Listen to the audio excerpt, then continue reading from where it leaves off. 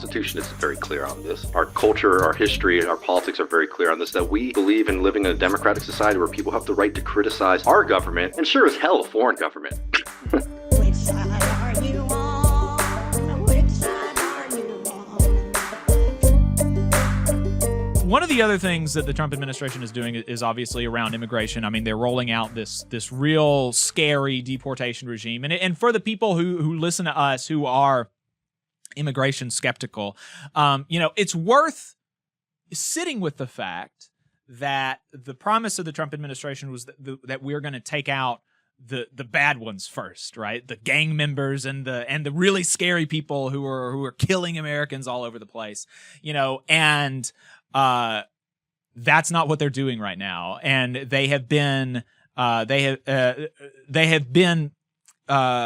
resigned to locking people up for writing op-eds, right? I mean, this is what they're doing now with ICE. And so, if you come from a good faith place of immigration skepticism, which I think, you should question that. But if that's where you're coming from, maybe think about why is it that less than 100 days into this administration, they're locking up people for writing op-eds? Surely there just must be some immigrants out there who have actually committed violent crimes left. I mean, there must be. Why aren't they spending effort going after those people? Well, maybe it's because that's not actually the agenda.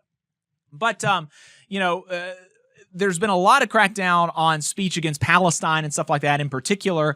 And the Kilmar Abrego Garcia case, where there is no logic from the government that would prevent them from spiriting away one of us, U.S. citizens, in the middle of the night, taking us to El Salvador and dropping us off and saying, oh, well, we don't have jurisdiction anymore. There's nothing stopping them from doing that in the logic that they are arguing before the courts with.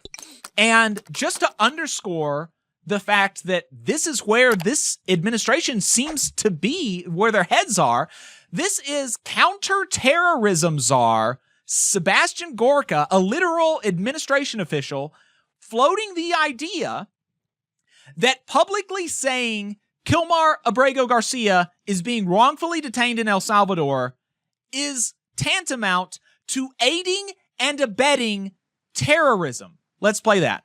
There's one line that divides us. Do you love America or do you hate America? It's really quite that simple. And we have people who love America, like the president, like his cabinet, like the directors of his agencies, who want to protect Americans. And then there is the other side that is on the side of the cartel members, on the side of the illegal aliens, on the side of the terrorists. And you have to ask yourself, are they technically aiding and abetting them? Because aiding and abetting criminals and terrorists is a crime in federal statute, Rob.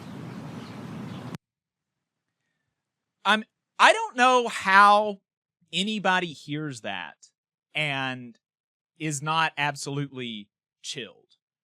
It sounds, even verbalizing some of these concerns, the idea that one of us would be, whisked away, it's like fantastical, and I don't want to believe that's going to happen.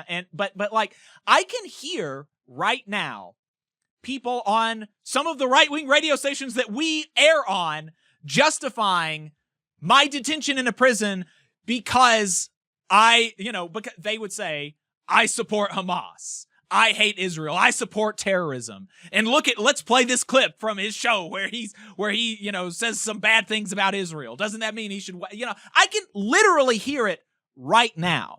And so this is, it's just so far out of control. And, I'm wondering what y'all how y'all are dealing with some of this, or what are some of the things that you think is important to pull out of this immigration conversation? I don't know where in the Constitution it specifies how much you love America, sort of guaranteeing you certain rights. First of all, it's just an absurd opening from Mr. Gorka. Again, not even trying to play like a nationalist card, but absurd too to have somebody who speaks like that talking about sending Americans away. Right? Are you kidding me? Lastly, this is what all of these kind of reactionary regimes try to do, which is to create special circumstances so the fundamental rights that we have as Americans, that we all understand deeply, and my ancestors have fought and died for, right? And have fought to continue, because there's always been a section of the rich and the powerful, by the way, who don't want there to be people in this country who have the freedom of speech. So again, like, instead of these conversations being about what they really are about, by the way, is the fact that the government of Israel, right, and that Zionist project for years has been trying to chip away at Americans' right to free speech because it is a threat to their capacity to abuse and harm people in Israel. They have been pushing against our rights here in this country for so long, that now we have somebody like Seb Gorka going on television saying people criticizing this foreign government, right? We should allow for those people to be deported from this country, right? And trying to open up the door, right? Trying to use special circumstances, to sort of start to get the public used to this idea, so that when they do start coming for American citizens instead of green card holders, who, by the way, are entitled to every constitutional protection as citizens, that is settled American law. That it becomes it seems reasonable, or at least normal, or at least an unfortunate part of the politics that you might be a little bit uncomfortable with. But the fact of the matter is that the Constitution is very clear on this. Our culture, our history, our politics are very clear on this, that we believe in living in a democratic society where people have the right to criticize our government, and sure as hell a foreign government. Mm-hmm. Hey, 5 seconds, just wanted to say that this is only possible because of our donors. If you want to see more of this, then consider donating yourself at tvlr.fm/donate.